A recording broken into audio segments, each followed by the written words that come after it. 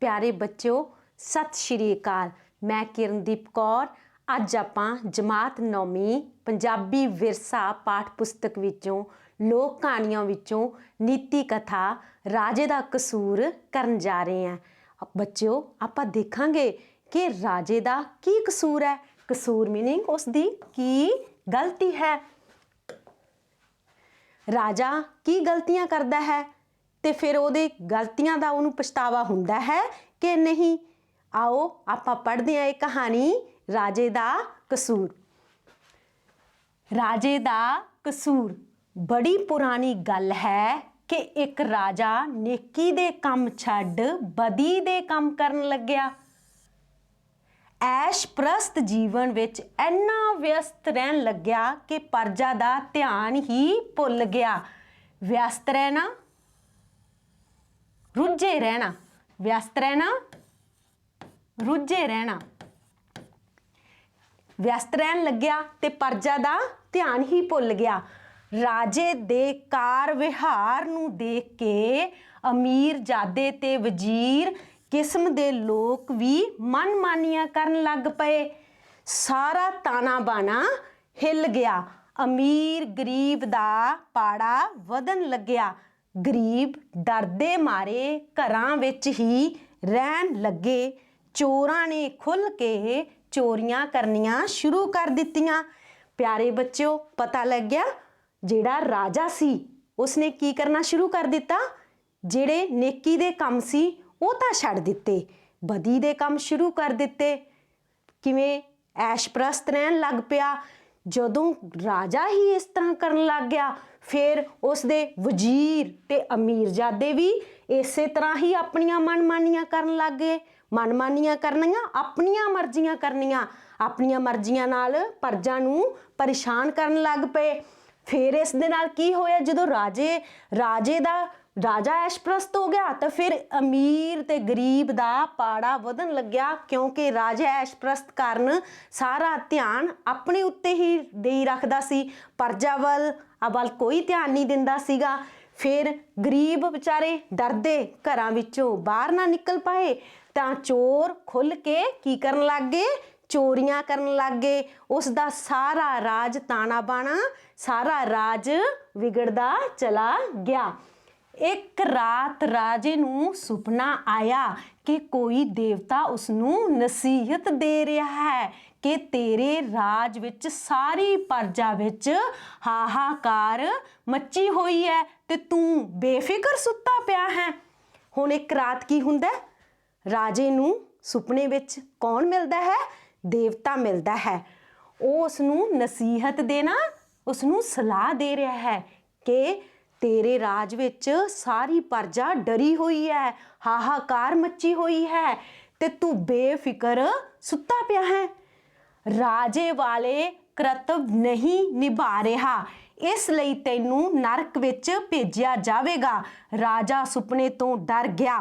हुण देखो जदों देवते ने उसनूं कहा कि तू सुत्ता पिया है ते तेरी प्रजा तेरी प्रजा राज विच बहुत ज़्यादा दुखी है, तां तैनूं कित्थे भेजिया जाएगा? तू आपदे फर्ज नहीं निभा रहा ते जिहड़े फर्ज नहीं निभाउंदा इस करके तैनूं कित्थे भेजिया जाएगा? नरक विच भेजिया जाएगा। जदों राजा डर गया तां उसने एक तरकीब लड़ाई ते भेस वडा के प्रजा दा हाल चाल पुछण चला गया। हुण राजा डरिया ते उसने सोचिया भी मैनूं हुण तरकीब लड़ाई ते कहा भी मैं हुण किवें जावां प्रजा विच, अपना भेस वटा के प्रजा विच जाण बारे सोचिया ते भेस वटा के प्रजा विच चला गया।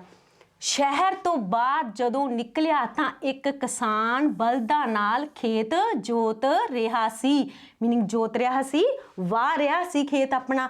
अचानक बलद डिग पिया ते किसान राजे नूं गालां कड्ढण लग पिया। इस इलाके दे राजे नूं तलवार नाल वड्ढ देना चाहिदा है, मेरे बलद वांगू वो भी डिगे फिर ओनू पता चले। राजे ने अपने वजीर नूं इशारे नाल कहा कि वो किसान नूं पुछे कि राजे दा की कसूर है, किसान उसनूं क्यों गालां कढ़दा है। हुण देखो बच्चों इस पैरे विच सब तो पहलां ਜਦੋਂ ਰਾਜਾ ਭੇਸ ਵਟਾ ਕੇ ਆਪਣੀ ਪਰਜਾ ਵਿੱਚ ਜਾਂਦਾ ਹੈ ਤਾਂ ਉਸ ਨੂੰ ਕੌਣ ਮਿਲਦਾ ਹੈ? ਕਿਸਾਨ ਮਿਲਦਾ ਹੈ, ਜੋ ਬਲਦ ਨਾਲ ਖੇਤ ਵਾਹ ਰਿਹਾ ਸੀ ਆਪਣਾ। ਫਿਰ ਉਹ ਕੀ ਹੁੰਦਾ? ਅਚਾਨਕ ਉਸਦਾ ਬਲਦ ਡਿੱਗ ਪੈਂਦਾ ਹੈ। ਜਦੋਂ ਬਲਦ ਡਿੱਗਦਾ ਹੈ ਤਾਂ ਕਿਸਾਨ ਕਿਸ ਨੂੰ ਬੁਰਾ ਭਲਾ ਕਹਿੰਦਾ ਹੈ? ਰਾਜੇ ਨੂੰ ਕਹਿੰਦਾ ਹੈ। ਫਿਰ ਰਾਜਾ ਆਪਣੇ ਵਜ਼ੀਰ ਨੂੰ ਕਹਿੰਦਾ ਹੈ ਕਿ ਵੀ ਇਸ ਨੂੰ ਪੁੱਛ, ਇਹ ਮੈਨੂੰ ਕਿਉਂ ਬੁਰਾ ਕਹਿ ਰਿਹਾ ਹੈ? ਮੇਰਾ ਇਸ ਵਿੱਚ ਕੀ ਕਸੂਰ ਹੈ? ਜਦੋਂ ਵਜ਼ੀਰ ਨੇ ਕਿਸਾਨ ਨੂੰ ਪੁੱਛਿਆ, ਬਈ ਭਲੇ ਮਾਨਸਾ, ਬਲਦ ਤੇਰਾ ਡਿੱਗਿਆ, ਗਾਲਾਂ ਤੂੰ ਰਾਜੇ ਨੂੰ ਕੱਢੀ ਜਾਂਦਾ, ਕੀ ਗੱਲ? ਰਾਜੇ ਦਾ ਕੀ ਕਸੂਰ ਹੈ? ਵੀ ਉਸ ਵਿੱਚ ਰਾਜੇ ਦਾ ਕੀ ਜ਼ੁਲਮ ਹੈ? ਬਲਦ ਤਾਂ ਤੇਰਾ ਡਿੱਗ ਪਿਆ ਤੇ ਗਾਲਾਂ ਤੂੰ ਕਿਸ ਨੂੰ ਕੱਢ ਰਿਹਾ ਹੈ? ਰਾਜੇ ਨੂੰ ਕੱਢ ਰਿਹਾ। ਕਿਸਾਨ ਕਹਿਣ ਲੱਗਿਆ, ਜੇ ਰਾਜੇ ਦਾ ਨਹੀਂ ਤਾਂ ਹੋਰ ਕਿਸ ਦਾ ਹੈ? ਜੇ ਰਾਜਾ ਚੱਜ ਦਾ ਹੁੰਦਾ ਤਾਂ ਮੈਂ ਬੇਫਿਕਰ ਹੋ ਕੇ ਖੇਤੀ ਕਰਦਾ।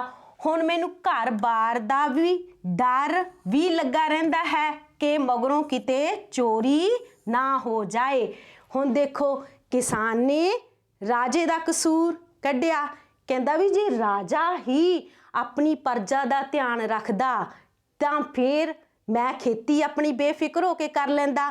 ਹੁਣ ਕਹਿੰਦਾ ਮੈਨੂੰ ਕਿਸ ਦਾ ਡਰ ਲੱਗਿਆ ਰਹਿੰਦਾ ਹੈ? ਮੈਨੂੰ ਮੇਰੇ ਘਰ ਦਾ ਡਰ ਲੱਗਿਆ ਰਹਿੰਦਾ ਹੈ, ਕਿਉਂਕਿ ਅਸੀਂ ਇਸ ਰਾਜ ਵਿੱਚ ਸੁਰੱਖਿਅਤ ਨਹੀਂ ਹਾਂ, ਕਿਤੇ ਕੋਈ ਚੋਰ ਮੇਰੇ ਘਰ ਦੀ ਚੋਰੀ ਨਾ ਕਰਕੇ ਲੈ ਜਾਏ। ਘਰੇ ਮੇਰੀ ਧੀ ਜਵਾਨ ਹੈ। ਦੂਸਰਾ ਫਿਕਰ ਉਸ ਨੂੰ ਕਿਸ ਚੀਜ਼ ਦਾ ਹੈ? ਉਸ ਦੇ ਜਵਾਨ ਬੱਚੀ ਦਾ। ਅਜੇ ਕੱਲ ਦੀ ਹੀ ਗੱਲ ਹੈ, ਉਹ ਵਿਚਾਰੀ ਮੇਰੀ ਰੋਟੀ ਦੇਣ ਆਈ, ਮੁਸ਼ਟੰਡੇ ਉਸ ਨੂੰ ਤੰਗ ਕਰਨ ਲੱਗੇ। ਮੁਸ਼ਟੰਡੇ ਗਲਤ ਸੋਚ ਵਾਲੇ ਵਿਅਕਤੀ। ਦੱਸ, ਜੇ ਮਨ ਵਿੱਚ ਡਰ ਹੋਵੇ ਤਾਂ ਬੰਦਾ ਖੇਤੀ ਕਿਵੇਂ ਕਰ ਲਊ?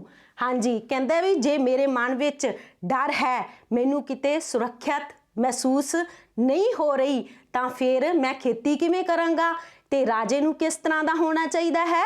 ਵੀ ਉਸ ਦੀ ਪਰਜਾ ਬੇਫਿਕਰ ਹੋਵੇ। ਠੀਕ ਹੈ, ਮੈਂ ਕਹਿੰਦਾ ਬੇਫਿਕਰ ਨਹੀਂ ਹਾਂ। ਕਿਸਾਨ ਦੀਆਂ ਗੱਲਾਂ ਸੁਣ ਕੇ ਰਾਜਾ ਵੀ ਪਰੇਸ਼ਾਨ ਹੋ ਗਿਆ।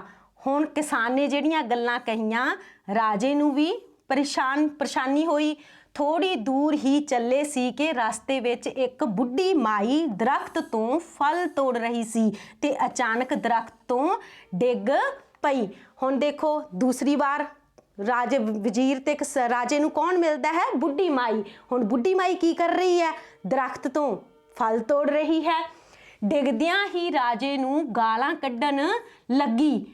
ਇਹੋ ਜਿਹਾ ਰਾਜਾ ਮਰ ਹੀ ਕਿਉਂ ਨਹੀਂ ਜਾਂਦਾ? ਜੇ ਰਾਜ ਕਰਨਾ ਨਹੀਂ ਆਉਂਦਾ ਤਾਂ ਦੇਸ਼ ਛੱਡ ਕੇ ਹੋਰ ਕਿਤੇ ਚਲਾ ਜਾਵੇ। ਟੁੱਟ ਜਾਣਾ, ਮਰ ਜਾਣਾ। ਠੀਕ ਹੈ, ਉਸ ਨੂੰ ਕਹਿੰਦੀ ਹੈ, ਉਸ ਨੂੰ ਗਾਲਾਂ ਕੱਢਦੀ ਹੈ ਕਿ ਜੇ ਇਹੋ ਜਿਹਾ ਰਾਜਾ ਹੈ, ਮਰ ਕਿਉਂ ਨਹੀਂ ਜਾਂਦਾ? ਰਾਜਾ ਕਿਹੋ ਜਿਹਾ ਹੋਣਾ ਚਾਹੀਦਾ? ਸਭ ਦਾ ਧਿਆਨ ਰੱਖਣ ਵਾਲਾ। ਕਹਿੰਦੇ ਜੇ ਉਹਨੂੰ ਰਾਜ ਹੀ ਨਹੀਂ ਕਰਨਾ ਆਉਂਦਾ ਤਾਂ ਉਹ ਦੇਸ਼ ਛੱਡ ਕੇ ਚਲਾ ਕਿਉਂ ਨਹੀਂ ਜਾਂਦਾ? ਰਾਜੇ ਨੇ ਫਿਰ ਵਜ਼ੀਰ ਨੂੰ ਕਿਹਾ ਕਿ ਉਸ ਨੂੰ ਪੁੱਛੇ ਕਿ ਰਾਜੇ ਦਾ ਕੀ ਕਸੂਰ ਹੈ, ਇਸ ਵਿੱਚ ਰਾਜੇ ਦਾ ਕੀ ਜ਼ੁਲਮ ਹੈ? ਰਾਜਾ ਵਜ਼ੀਰ ਨੂੰ ਕਹਿੰਦਾ ਕਿ ਬੁੱਢੀ ਮਾਈ ਨੂੰ ਪੁੱਛ। ਵਜ਼ੀਰ ਨੇ ਹੁਕਮ ਦੀ ਪਾਲਣਾ ਕਰਦਿਆਂ ਬੁੱਢੀ ਔਰਤ ਨੂੰ ਪੁੱਛਿਆ, ਮਾਈ ਡਿੱਗੀ ਤੂੰ ਆਪ ਹੈ, ਗਾਲਾਂ ਰਾਜੇ ਨੂੰ ਕੱਢੀ ਜਾਂਦੀ ਹੈ, ਕਿਉਂ?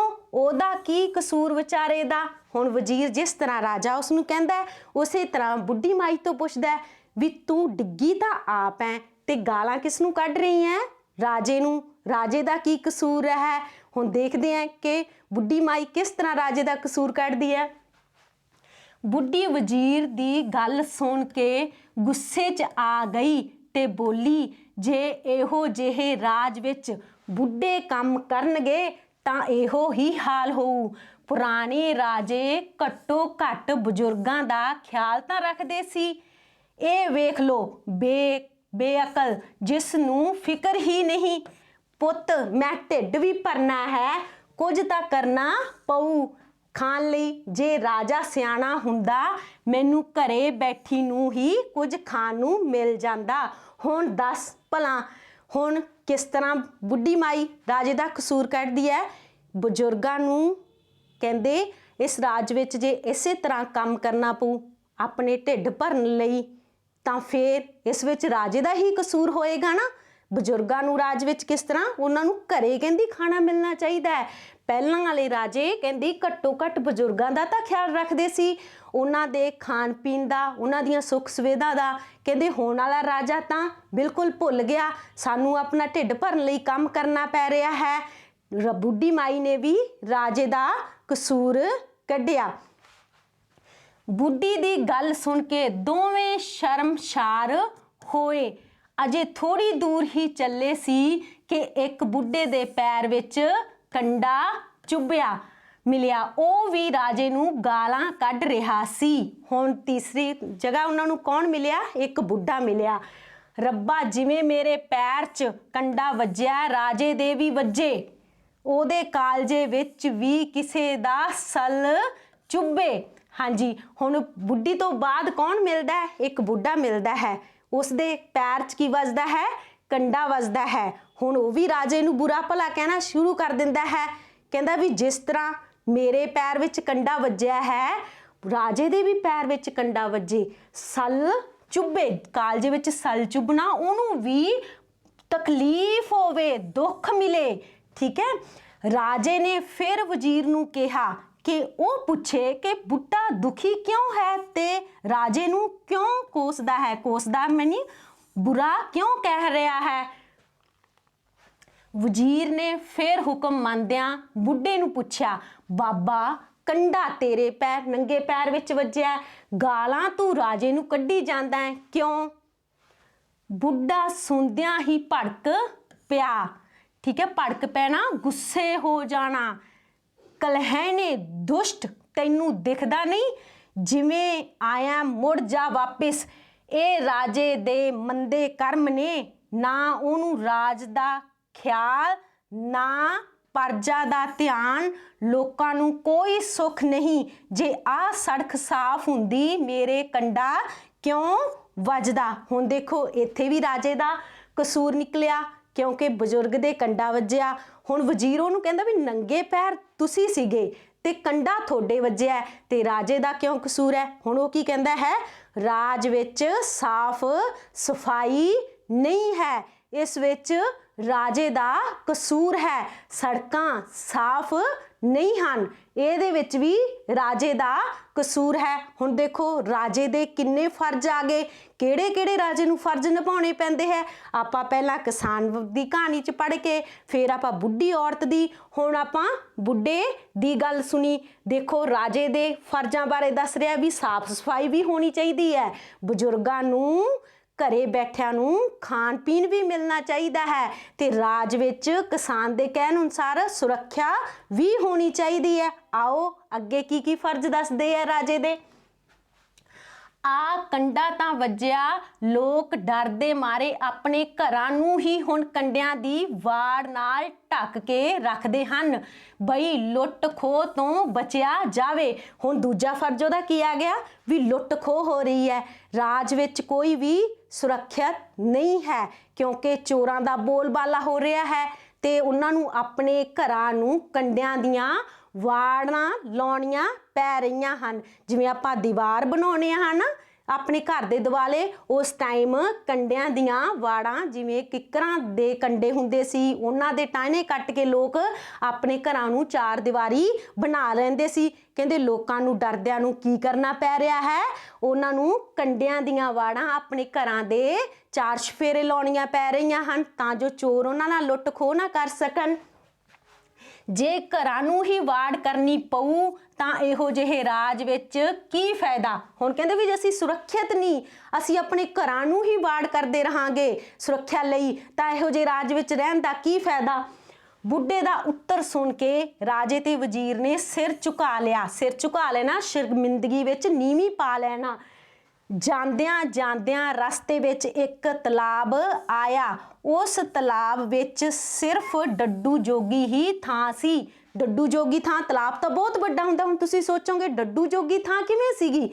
ਡੱਡੂ ਜੋਗੀ ਥਾਂ ਮੀਨਿੰਗ ਪਾਣੀ ਹੀ ਓਨਾ ਕੁ ਸੀ ਜਿਸ ਵਿੱਚ ਡੱਡੂ ਹੀ ਰਹਿ ਜੇ, ਜਿੰਨਾ ਕੁ ਡੱਡੂ ਦੀ ਸ਼ੇਪ ਸੀ ਓਨਾ ਕੁ ਹੀ ਪਾਣੀ ਸੀ। ਡੱਡੂ ਉੱਚੀ ਉੱਚੀ ਗੜੈਂ ਗੜੈਂ ਕਰਦਾ ਰੋ ਰਿਹਾ ਸੀ। ਗੜੈਂ ਗੜੈਂ ਕਰਨਾ ਵੀ ਉਸ ਦੀ ਆਵਾਜ਼, ਉਹ ਰੋ ਰਿਹਾ ਸੀ। ਨਾਲ ਰਾਜੇ ਨੂੰ ਗਾਲਾਂ ਕੱਢ ਰਿਹਾ ਸੀ। ਇਸ ਰਾਜੇ ਦਾ ਮਰਨਾ ਕਦੋਂ ਹੋਵੇਗਾ ਜਿਸ ਦੇ ਰਾਜ ਵਿੱਚ ਜੀਵ ਜੰਤੂ ਹੀ ਖੁਸ਼ ਨਾ ਹੋਣ, ਉਹ ਕਿਹੋ ਜਿਹਾ ਰਾਜ ਭਲਾ। ਠੀਕ ਹੈ, ਹੁਣ ਇੱਥੇ ਕਿਹੜਾ ਰਾਜੇ ਦਾ ਫਰਜ਼ ਆ ਗਿਆ। ਹੁਣ ਡੱਡੂ ਵੀ ਰੋ ਰਿਹਾ ਹੈ ਤੇ ਰਾਜੇ ਨੂੰ ਬੁਰਾ ਭਲਾ ਕਹਿ ਰਿਹਾ ਹੈ। ਹੁਣ ਇਸ ਵਿੱਚ ਰਾਜੇ ਦੇ ਬਾਰੇ ਹੁਣ ਰਾਜੇ ਦਾ ਫਰਜ਼ ਕਿਹੜਾ ਹੈ ਵੀ ਵਾਤਾਵਰਨ ਵੀ ਸਾਫ਼ ਹੋਣਾ ਚਾਹੀਦਾ ਹੈ। ਹਰ ਜੀਵ ਜੰਤੂ ਪਸ਼ੂ ਪੰਛੀ ਦਾ ਵੀ ਰਾਜਾ ਧਿਆਨ ਰੱਖੇ। ਰਾਜੇ ਨੇ ਫਿਰ ਵਜ਼ੀਰ ਨੂੰ ਕਿਹਾ ਕਿ ਉਹ ਡੱਡੂ ਦੀ ਤਕਲੀਫ ਸੁਣੇ। ਤਕਲੀਫ ਉਹਨੂੰ ਕੀ ਦੁੱਖ ਹੈ ਉਸ ਬਾਰੇ ਪੁੱਛੇ। ਉਸਨੇ ਫਿਰ ਆਦੇਸ਼ ਦੀ ਪਾਲਣਾ ਕੀਤੀ ਤੇ ਡੱਡੂ ਨੂੰ ਪੁੱਛਿਆ, ਬਾਈ ਤੂੰ ਕਿਉਂ ਦੁਖੀ ਹੈ। ਡੱਡੂ ਕਹਿਣ ਲੱਗਿਆ, ਮੈਂ ਤਾਂ ਕਹਿਣਾ ਜਿਵੇਂ ਮੈਨੂੰ ਗਿਰਝ ਨੋਚ ਨੋਚ ਕੇ ਖਾ ਰਹੀ ਹੈ ਰਾਜੇ ਨੂੰ ਵੀ ਚੋਰ ਨੋਚ ਨੋਚ ਕੇ ਖਾ ਜਾਣ। ਗਿਰਝ ਪੰਛੀ ਹੈ, ਠੀਕ ਹੈ, ਨੋਚ ਨੋਚ ਕੇ ਖਾਣਾ, ਠੁੰਗਾ ਮਾਰ ਰਹੀ ਹੈ, ਉਸਨੂੰ ਤੋੜ ਤੋੜ ਕੇ ਖਾ ਰਹੀ ਹੈ। ਰਾਜੇ ਨੂੰ ਵੀ ਚੋਰ ਕੀ ਕਰਨ, ਨੋਚ ਨੋਚ ਕੇ ਖਾ ਜਾਣ। ਰਾਜੇ ਨੂੰ ਪਤਾ ਨਹੀਂ ਕਿ ਜੇ ਜੀਵ ਜੰਤੂ ਮਰ ਗਏ ਫਿਰ ਵਾਤਾਵਰਨ ਦਾ ਕੀ ਬਣੂਗਾ। ਰਾਜਾ ਬੇਅਕਲ ਹੈ, ਬੇਅਕਲ, ਉਸਨੂੰ ਸਮਝ ਨਹੀਂ ਹੈ, ਉਸਨੂੰ ਵਾਤਾਵਰਨ ਦੀ ਫਿਕਰ ਹੀ ਨਹੀਂ ਹੈ। ਹੁਣ ਇੱਕ ਰਾਜੇ ਨੂੰ ਕਿਹੋ ਜਿਹਾ ਹੋਣਾ ਚਾਹੀਦਾ ਬੱਚਿਓ, ਆਪਣੇ ਵਾਤਾਵਰਨ ਆਪਣੀ ਸਾਫ਼ ਸਫਾਈ ਦਾ ਵੀ ਧਿਆਨ ਰੱਖਣਾ ਚਾਹੀਦਾ ਹੈ। ਆਪਣੇ ਵਾਤਾਵਰਨ ਦਾ ਧਿਆਨ ਰੱਖੇਗਾ ਜਿਸ ਵਿੱਚ ਜੀਵ ਜੰਤੂ ਵੀ ਖੁਸ਼ ਹੋਣੇ ਚਾਹੀਦੇ ਹੈ। ਰਾਜੇ ਦਾ ਫਰਜ਼ ਹੁਣ ਡੱਡੂ ਯਾਦ ਦਿਲਾ ਰਿਹਾ ਹੈ ਉਸਨੂੰ ਵਾਤਾਵਰਨ ਦੇ ਪ੍ਰਤੀ। ਰਾਜੇ ਤੇ ਵਜ਼ੀਰ ਇੱਕੋ ਦਿਨ ਵਿੱਚ ਹੀ ਇੰਨੀਆਂ ਘਟਨਾਵਾਂ ਵੇਖ ਕੇ ਭੈਭੀਤ ਹੋ ਗਏ ਕਿ ਉਹਨਾਂ ਦੇ ਰਾਜ ਵਿੱਚ ਕੋਈ ਵੀ ਖੁਸ਼ ਨਹੀਂ। ਭੈਭੀਤ ਹੋਣਾ, ਡਰ ਗਏ, ਡਰ ਜਾਣਾ, ਠੀਕ ਹੈ ਜੀ, ਡਰ ਗਏ ਵੀ ਉਹਨਾਂ ਦੇ ਰਾਜ ਵਿੱਚ ਕੋਈ ਵੀ ਖੁਸ਼ ਨਹੀਂ, ਜੀਵ ਜੰਤੂ ਵੀ ਖੁਸ਼ ਨਹੀਂ। ਰਾਜੇ ਨੇ ਘਰ ਪਹੁੰਚ ਕੇ ਸਾਰੇ ਦਰਬਾਰੀ ਵਜ਼ੀਰ ਆਦਿ ਇਕੱਠੇ ਕੀਤੇ ਤੇ ਆਪਣੀ ਲਾਪਰਵਾਹੀ ਤੋਂ ਤੇ ਪਛਤਾਚਾਪ ਕੀਤਾ। ਸਾਰਿਆਂ ਨੇ ਮਾਫੀ ਮੰਗੀ ਤੇ ਅਗਾਂਹੋਂ ਚੰਗੇ ਤਰੀਕੇ ਨਾਲ ਕੰਮ ਕਰਨ ਦਾ ਪ੍ਰਣ ਲਿਆ। ਹੁਣ ਦੇਖੋ ਜੀ, ਰਾਜਾ ਜਦੋਂ ਘਰ ਆਇਆ ਉਸਨੂੰ ਆਪਣੀ ਗਲਤੀ ਦਾ ਅਹਿਸਾਸ ਹੋਇਆ ਵੀ ਉਸਦੇ ਰਾਜ ਵਿੱਚ ਕੋਈ ਵੀ ਖੁਸ਼ ਨਹੀਂ। ਫਿਰ ਉਸਨੇ ਵਜ਼ੀਰ ਤੇ ਸਾਰੇ ਜਾਣੇ ਦਰਬਾਰੀ ਬੰਦੇ ਇਕੱਠੇ ਕੀਤੇ ਤੇ ਉਹਨਾਂ ਤੋਂ ਆਪਣੀ ਗਲਤੀ, ਉਹਨਾਂ ਦੇ ਸਾਹਮਣੇ ਆਪਣੀ ਗਲਤੀ ਦਾ ਪਛਤਾਵਾ ਕੀਤਾ ਤੇ ਸਾਰਿਆਂ ਤੋਂ ਮਾਫੀ ਮੰਗੀ ਤੇ ਅਗਾਂਹੋਂ ਚੰਗੇ ਤਰੀਕੇ ਨਾਲ ਕੰਮ ਕਰਨ ਦਾ ਫੈਸਲਾ ਲਿਆ, ਪ੍ਰਣ ਲਿਆ, ਫੈਸਲਾ ਲਿਆ। ਬਸ ਫੇਰ ਕੀ ਸੀ, ਰਾਜੇ ਦੇ ਕਾਰ ਵਿਹਾਰ 'ਚ ਸੁਧਾਰ ਆ ਗਿਆ। ਸਾਰੇ ਤਨਦੇਹੀ ਨਾਲ ਕੰਮ ਕਰਨ ਲੱਗੇ, ਤਨਦੇਹੀ ਨਾਲ, ਪੂਰੇ ਮਨ ਤੇ ਤਨ ਨਾਲ ਕੰਮ ਕਰਨ ਲੱਗੇ। ਰਾਜ ਵੀ ਖੁਸ਼ਹਾਲ ਹੋ ਗਿਆ ਤੇ ਪ੍ਰਜਾ ਵੀ ਖੁਸ਼ੀ ਵਸਣ ਲੱਗੀ। ਪਿਆਰੇ ਬੱਚਿਓ, ਜਦੋਂ ਉਹਨਾਂ ਨੇ ਆਪਣੇ ਦਰਬਾਰੀ ਲੋਕਾਂ ਨੂੰ ਤੇ ਵਜ਼ੀਰਾਂ ਨੂੰ ਬੁਲਾਇਆ ਤਾਂ ਫਿਰ ਉਹਨੇ ਆਪਣੀ ਗਲਤੀ ਦਾ ਪਛਤਾਵਾ ਕੀਤਾ ਤੇ ਸਾਰਿਆਂ ਨੇ, ਸਾਰੇ ਲੋਕ ਮਿਲ ਕੇ ਜੋ ਵੀ ਉਸਦੇ ਵਜ਼ੀਰ ਸੀ, ਦਰਬਾਰੀ ਸੀ, ਤਨ ਤੇ ਮਨ ਨਾਲ ਕੰਮ ਕਰਨ ਲੱਗੇ ਤਾਂ ਫਿਰ ਪ੍ਰਜਾ ਵੀ ਖੁਸ਼ ਹੋ ਗਈ। ਬੱਚਿਓ, ਇਸ ਤੋਂ ਆਪਾਂ ਨੂੰ ਕੀ ਉਦੇਸ਼ ਮਿਲਦਾ, ਕੀ ਸੰਦੇਸ਼ ਮਿਲਦਾ ਹੈ ਕਿ ਇੱਕ ਰਾਜੇ ਨੂੰ ਆਪਣੇ ਫਰਜ਼ ਤੇ ਕਰਤੱਵ ਪੂਰੇ ਮਨ ਨਾਲ ਨਿਭਾਉਣੇ ਚਾਹੀਦੇ ਹਨ। ਆਪਣੇ ਫਰਜ਼ ਤੇ ਕਰਤੱਵਾਂ ਤੋਂ ਮੁੱਖ ਨਹੀਂ ਮੋੜਨਾ ਚਾਹੀਦਾ। ਜੇ ਉਹ ਆਪਣੇ ਫਰਜ਼ ਤੇ ਕਰਤੱਵ ਪੂਰੇ ਮਨ ਨਾਲ ਨਿਭਾਏਗਾ ਤਾਂ ਸਾਰੀ ਪ੍ਰਜਾ, ਸਾਰੇ ਜਾਣੇ, ਜੀਵ ਜੰਤੂ ਵੀ ਖੁਸ਼ ਹੋਣਗੇ ਤੇ ਵਾਤਾਵਰਨ ਵਿੱਚ ਵੀ ਖੁਸ਼ਹਾਲੀ ਆਏਗੀ। ਧੰਨਵਾਦ, ਮਿਲਦੇ ਹਾਂ ਅਗਲੀ ਕਲਾਸ ਵਿੱਚ।